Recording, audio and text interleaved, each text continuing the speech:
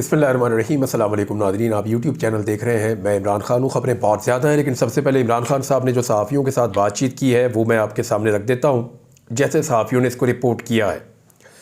18 माह से कह रहा हूँ कि बातचीत के लिए तैयार हूँ। सियासत में हमेशा बातचीत होती है, 3 जमातों के अलावा सबसे बात करेंगे। डील वो करता है जिसे मुल्क से बाहर जाना होता है, जैसे जरदारी और नवाज शरीफ गए। डील जेल से बचने के लिए की जाती है। तोशाखाना का नया केस लेकर आ रहे हैं। तोशाखाना पर ये चौथा केस कर रहे हैं। जो भी केस बनाना है एक बार बनाकर ले आए। जरदारी के फेक अकाउंट्स और नवाज शरीफ के एवन फील्ड के अरबों के रेफरेंस माफ़ कर दिए गए।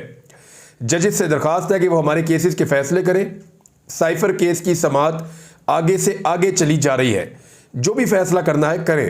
इद्दत केस में भी ड्रामे किए जा रहे हैं। ये जी इमरान खान साहब हैं जो बिल्कुल डील करने के लिए तैयार नहीं है। वो कहते हैं जी बातचीत करूंगा, डील नहीं करूंगा। और ये बात उनकी पार्टी के सारे लोग कह रहे हैं कि वो बातचीत तो करना चाहते हैं, एंगेजमेंट तो करना चाहते हैं, डील नहीं करना चाहते इमरान खान साहब। और बातचीत के लिए भी उन्होंने शराइत रखी हैं और वो शराइत बार बार दोहराई भी जाती हैं।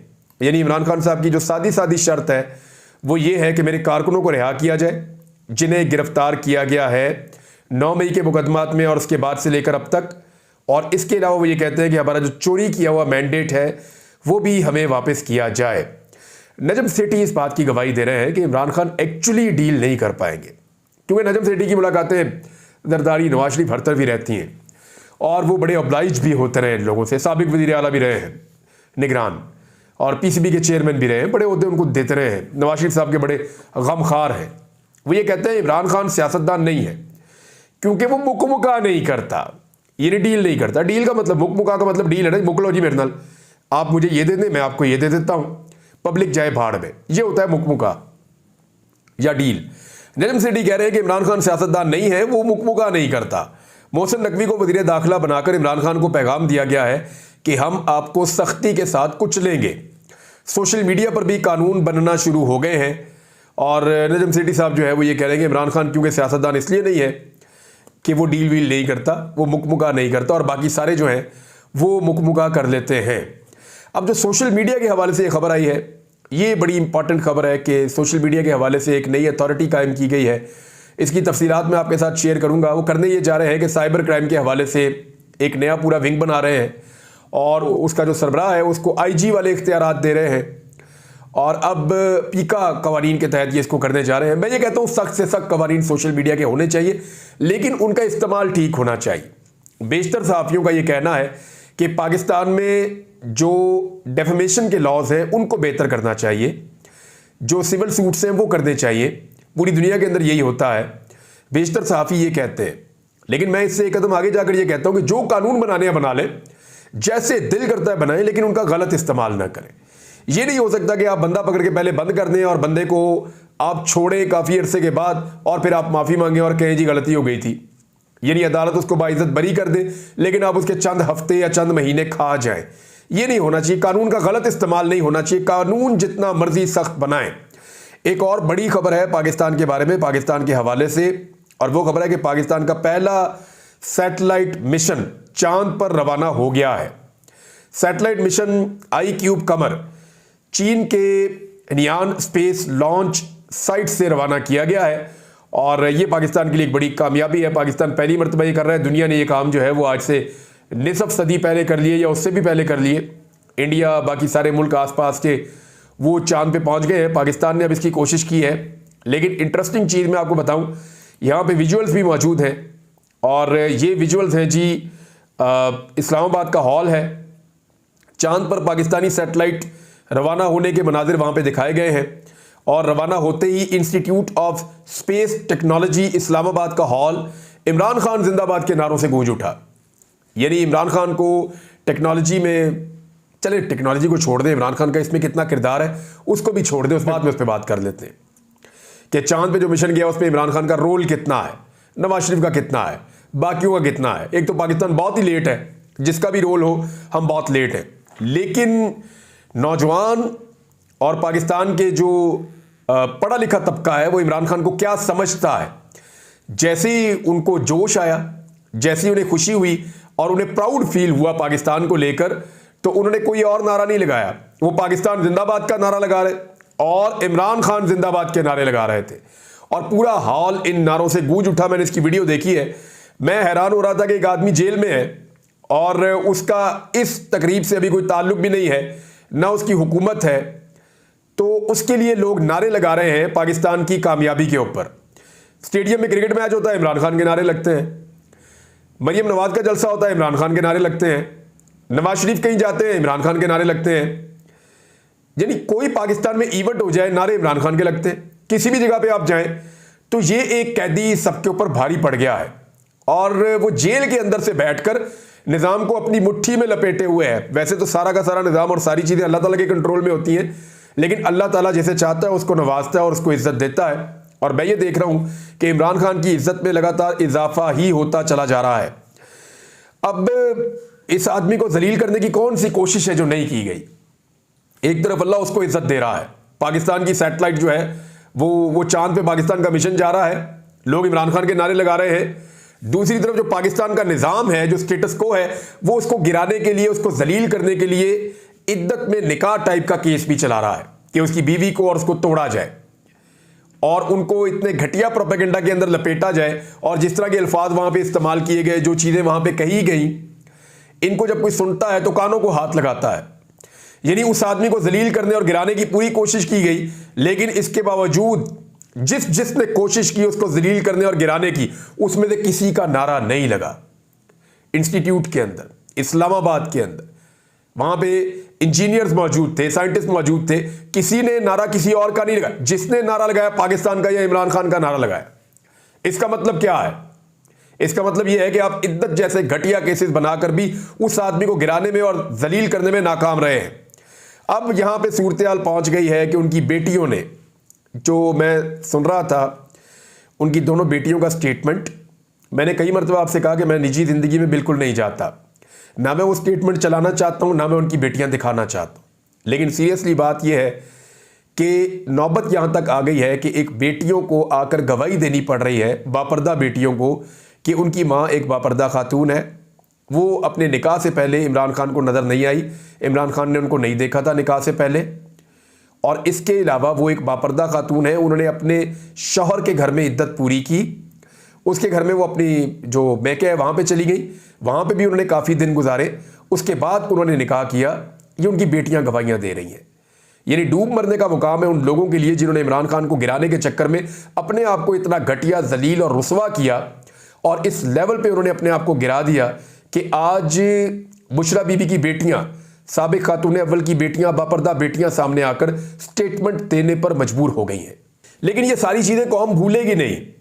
नाज़रीन, मेरी बात आप ये याद रखिएगा और मेरा इस बात के ऊपर ईमान है कि ये जितनी ज़्यादतियाँ करेंगे, इमरान खान उतना बड़ा होता चला जाएगा। इमरान खान का कद बड़ा होता होता इन सबसे बड़ा हो गया है और अब इतना बड़ा हो जाएगा कि आसमान के साथ जाकर लग जाएगा और ये सारे उसके सामने बोने बन जाएंगे। ये जितना जुल्म करेंगे, इमरान खान उतना ऊपर जाएगा। फजल रहमान साहब ने और अचकज़ई साहब ने बड़े खौफनाक स्टेटमेंट दिए हैं जनाब। वो स्टेटमेंट मैं आपके सामने रख देता हूं। फजल रहमान साहब ने सबसे पहले तो एक जो आर्मी चीफ के हवाले से स्टेटमेंट है वो मैं आपके सामने रखता हूं कि आर्मी चीफ ने एक स्टेटमेंट दिया था, आसिम मुनीर साहब ने, उसका जवाब जो है वो फजल रहमान साहब ने दिया है। आर्मी चीफ ने कहा था कि जो लोग आइन में दी गई आज़ादी राय पर आयद की गई वाज़े क़यूद की बरमला पामाली करते हैं, वो दूसरों पर उंगलियां नहीं उठा सकते। हम अपनी आइनी हुदूद को बखूबी जानते हैं और दूसरों से भी आइन की पासदारी को मुकद्दम रखने की तवक्को करते हैं। ये army chief general Asim Munir साहब ने फरमाया था। इसके जवाब में फजल रहमान साहब कह रहे हैं, कहते हैं, मुझे पता है मेरा कानून का दायरा क्या है, मैं अपने इख्तियारात और हुदूद को जानता हूं। मुझे पता है, आप जानते हैं, लेकिन आप इख्तियारात और हुदूद से तजावुज करते हैं। वो उस हद से कहीं ज्यादा है, उसको भी देखा है कभी? ये फजल रहमान साहब ने सवाल उठाया है और आर्मी चीफ के ऊपर जो है वो तनकीद की है, क्योंकि अब आर्मी साइड से ये कहा जा रहा है कि हम अपनी आईनी हुदूद के अंदर रहते हैं, बाकी भी रहे। फजल रहमान साहब कह रहे हैं नहीं जी, आप नहीं रहते, आप तजावुज करते हैं, और उसको भी देखें। अब इसमें सनाउल्लाह बलोच साहब जो हैं वो लाहौर हाई कोर्ट बार से खिताब कर रहे थे और उन्होंने क्या कहा? उन्होंने कहा कल आइन के एक आर्टिकल की सिपा सलार ने बात की, बाकी आर्टिकल की क्यों बात नहीं करते? आइन की मुहाफिज फौज वकला है, पाकिस्तान का पिसा हुआ तबका आपकी तरफ देख रहा है। ये जी सनाउल्लाह बलूच साहब ने उसी स्टेटमेंट का जवाब दिया है। अचकज़ई साहब ने भी स्टेटमेंट दिया और उन्होंने कहा, और बड़ा साफ साफ अचकज़ई साहब ने फरमाया, उन्होंने कहा जी सच ये है कि पाकिस्तान तहरीक इंसाफ जीत चुकी थी। मैं नवाज शरीफ से ये उम्मीद रखता था कि वो आकर कहता कि इन बच्चों ने मुझे शिकस्त दे दी है, लेकिन अचकज़ई साहब आप उम्मीद रखते थे, ये आपका हुस्न ज़न था कि आप नवाज शरीफ से उम्मीद रखते थे। नवाज शरीफ से तो उनके घर वालों को उम्मीद नहीं है, उन्होंने तो हमेशा फ्रॉड करके इलेक्शन जीता है। जनरल जिलानी से लेके, जनरल ज़ियाउल हक से लेके, उसके बाद तमाम जर्नलों से होते हुए कैसे कैसे वो इक़्तिदार में आए, उसके बाद जनरल मुशर्रफ से डील करके वो वापस आए, उसके बाद किस तरह 2013 में उन्होंने डील की और कैसे उन्होंने एक हैवी किस्म का इक़्तिदार लिया, और फिर जनरल बाजवा के साथ उन्होंने कैसे अपने मामला तय किए। ये सारी चीज़ें तो ये खुद अपने मुंह से बता रहे हैं। तो ये तो आपने वैसे ही मियाँ नवाज शरीफ साहब को उठा दिया थोड़ा सा। मियाँ साहब इस तरह के कभी नहीं थे जैसा आप सोच रहे थे। वो हमेशा अपनी शिकस्त को एस्टेब्लिशमेंट के साथ मिलकर कामयाबियों में बदलते रहे हैं। एक और चीज़ जो अचकज़ई साहब कह रहे हैं कि इमरान खान के केसेस को अगर ख़त्म नहीं भी करना तो कम अज़ कम उसको रिहा कर दें ताकि वो पेशियां भुगते, और उसके घर वालों पर, बीवी पर जो बेतुके किस्म के केस बनाए गए हैं जिनको सुनकर किसी भी मुसलमान को शर्म आती है, उन्हें ख़त्म करो। ये भी जनाब अचकज़ई साहब ने मुतालबा किया है। अच्छा नाज़रीन, डील के हवाले से एक चीज़ और मैं आपको बता दूं कि 3 जमातों से तो बात बिल्कुल नहीं करेंगे। इमरान खान साहब ने जेल में ये भी क्लियर किया है, यानी उन 3 जमातों से तो बात नहीं करनी जिन्होंने इमरान खान का मैंडेट चोरी किया, जिसमें पीपल्स पार्टी है, PMLN है और MQM है। MQM तो एक भी सीट नहीं जीती, वो तो सारी सीटें जो है पाकिस्तान तहरीक इंसाफ की लेकर गई है। PMLN जो है उसकी 2 दर्जन सीटें, कोई कहता है 3 दर्जन सीटें, इससे ज़्यादा उनकी है ही नहीं। बाकी सारी जमातें जो है उनके साथ बात हो सकती है, लेकिन PMLN से नहीं हो सकती, पीपल्स पार्टी से नहीं हो सकती और MQM से बात नहीं हो सकती। साथ ही इमरान खान साहब ने जो बाकी स्टेटमेंट दिया वो मैंने आपको पढ़ के पहले सुना दिया है। अच्छा, ये जो मौलाना फजलुर रहमान साहब ने बातचीत की वो तो मीडिया पे चल गई, लेकिन जो महमूद खान अचकज़ई ने और असद कैसर ने प्रेस कॉन्फ्रेंस की है उसको मना कर दिया गया पाकिस्तान के मीडिया पर चलाने पर। हालांकि आज आज़ादी इजहार राय का या आज़ादी सहाफ़त का आलमी दिन है। नाज़रीन, आज से 1 साल पहले मैं इस्लामाबाद प्रेस क्लब में गया था और वहाँ जाकर मैंने सब सहाफ़ियों से कहा था कि आप लोग अगर इकट्ठे नहीं होंगे इख्तलाफ राय के बावजूद, यानी बहुत सारे सहाफ़ियों को आपस में इख्तलाफ हो सकता है। अभी मैं हामिद मीर साहब से मिला, कुछ और सहाफ़ियों से मिला, काशिफ अब्बासी साहब से, मोहम्मद मालिक साहब से, समी इब्राहिम साहब से, सिद्दीक जान से, बाकी सहाफ़ियों से मिला हूँ, तो मेरा इनसे नज़रियाती इख्तलाफ भी हो सकता है। वो जो बात कहें मुझे पसंद नहीं आ सकती और मेरी बात हो सकता है उन्हें पसंद ना आए, लेकिन ये कोई वजह नहीं है कि इख्तलाफ राय की बुनियाद के ऊपर हम एक दूसरे को अकेला छोड़ दें और मरने के लिए छोड़ दें। किसी भी सहाफ़ी को गैर कानूनी तरीके से अगवा करना, उसके ऊपर गैर कानूनी तरीके से मुकदमात बनाना, या उसको मुल्क छोड़ने पर मजबूर करना, या उसको कत्ल कर देना, इन मामलात के ऊपर हम सबको इकट्ठे होना चाहिए। जिसने किसी सहाफ़ी को पकड़ना है कानून के मुताबिक आगे पकड़े और कानून के मुताबिक केस करे, उस पर जस्टिफाई करे, उसके खिलाफ कार्रवाई करे, ये बहुत अच्छी बात है। लेकिन जो गैर कानूनी हथकंडे हैं उनके खिलाफ तमाम सहाफ़ियों को इकट्ठे होना पड़ेगा। ये मैं पहले भी कहता रहा हूँ, ये मैं आज भी कह रहा हूँ। यानी मुझे कुछ लोगों ने कहा कि हामिद मीर साहब ने एक दौर ऐसा था कि आपको उनसे इख्तलाफ था, उन्होंने कुछ ट्वीट किया, आपकी जान खतरे में पड़ गई। तो मैंने उन सबसे कहा कि भाई इख्तलाफ अपनी जगह पे है, लेकिन गलतफहमियां भी अपनी जगह पे हैं, इख्तलाफ भी अपनी जगह पे है। लेकिन आज अगर हामिद मीर साहब की जान खतरे में है या उनके ऊपर कोई अटैक आने जा रहा है और मेरे पास ऐसी इंफॉर्मेशन है, तो मैं तो गलत चीज़ को जस्टिफाई नहीं कर सकता, उसके खिलाफ बोलूंगा भी, खड़ा भी हो जाऊंगा, और मैं इसीलिए उनको मिलने के लिए गया हूं। तो इख्तलाफ राय रहना चाहिए, ये हुस्न है, रहना चाहिए, इसी से डिबेट होती है, पाकिस्तान आगे बढ़ेगा, मुल्क आगे बढ़ते हैं। लेकिन इख्तलाफ राय के बावजूद कुछ चीज़ें ऐसी हैं, कुछ हुदूद ऐसी हैं जिनसे आगे नहीं जाना चाहिए। किसी की जान नहीं लेनी चाहिए, किसी की जान को खतरे में नहीं डालना चाहिए, झूठे मुकदमात नहीं बनाने चाहिए, लोगों को अगवा करके गायब नहीं करना चाहिए। इन चीज़ों पे तमाम सहाफ़ियों को इकट्ठे होने की ज़रूरत है और सबने इसके ऊपर इत्तफाक किया है।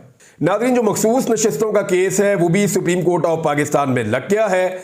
ये बड़ी अच्छी बात है। बड़े अरसे से हम ये आवाज़ उठा रहे थे, गुज़िश्ता चंद दिनों में हमने जब ज़्यादा आवाज़ उठाई, क्योंकि ये सीटें अगर पाकिस्तान तहरीक इंसाफ को या सुन्नी इत्तेहाद कौंसिल को मिल जाती हैं तो फिर काजी फायद ईसा साहब को पूरा जोर लगाने के बावजूद एक्सटेंशन नहीं दी जा सकेगी। मैं आपको फिर बता रहा हूं कि काजी फायद ईसा साहब की एक्सटेंशन एक ख्वाब बनकर रह जाएगी अगर ये जो मखसूस नशिस्तें हैं जो पाकिस्तान तहरीक इंसाफ को मिलनी चाहिए उसूलन, अगर ये तहरीक इंसाफ के पास ही आ जाती हैं और उनकी मुखालफ सियासी जमातों में तकसीम नहीं की जाती तो फिर काजी फायद ईसा साहब को एक्सटेंशन नहीं दी जा सकती। अब ये बड़ा अहम मामला है। ये मामला चला गया है सुप्रीम कोर्ट ऑफ पाकिस्तान में और वहां पे ये केस लग गया है और ये केस जनाब सुना जाएगा जस्टिस मंसूर अली शाह साहब की सरबराही में 3 रुकनी बेंच, इसमें अतरुल्लाह साहब भी शामिल हैं और इसमें एक और मुअज़्ज़िज़ जज भी शामिल हैं। तो 3 रुकनी बेंच ये केस सुनेगा। देखते हैं कि इस केस का नतीजा क्या निकलता है। नाज़रीन और भी खबरें हैं। बाबर सत्तार साहब ने एक शॉट लगाई और ग्राउंड से बाहर बॉल उन्होंने फेंक दिया। बात करते हैं लेकिन अगले व्लॉग में। अब तक के लिए इतना ही। अपना ख्याल रखिएगा। अपने इस चैनल का भी अल्लाह हाफ़िज़।